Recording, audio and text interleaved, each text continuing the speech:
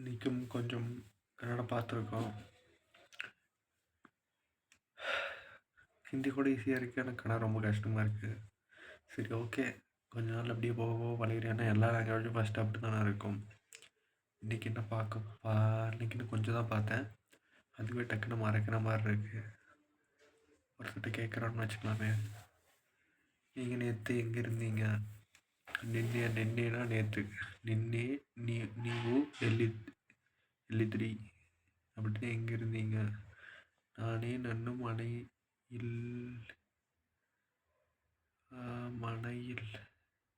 மனையிலித்ரி.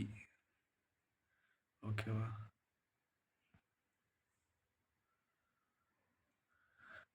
குழப்புதே, ஒரே விஷயம்.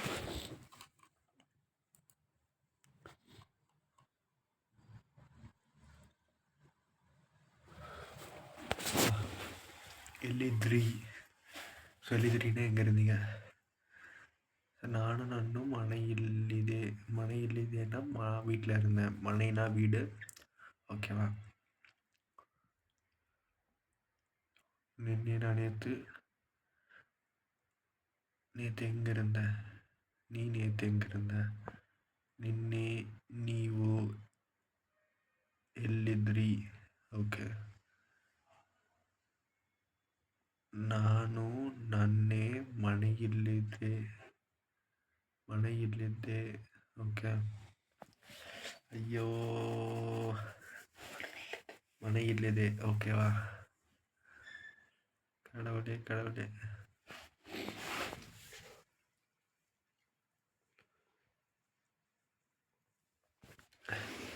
ஹிந்தி கூட ஈஸியாக இருக்குது, பேசலாம் போல.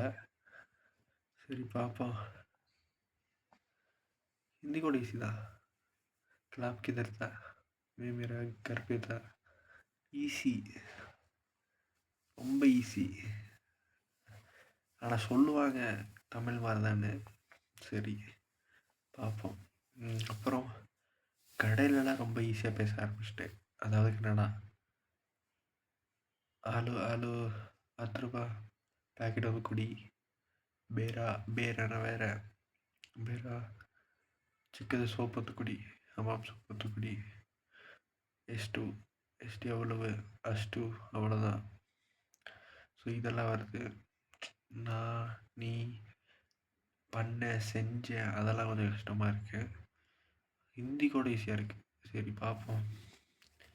இன்றைக்கி ரொம்ப சொதப்பல் தான். ரொம்ப ரன்லைன் தான் பார்த்துருக்கோம். அதுவே அடிக்கடி யூஸ் பண்ணுவோமான்னு தெரியல. சரி, பாவம்.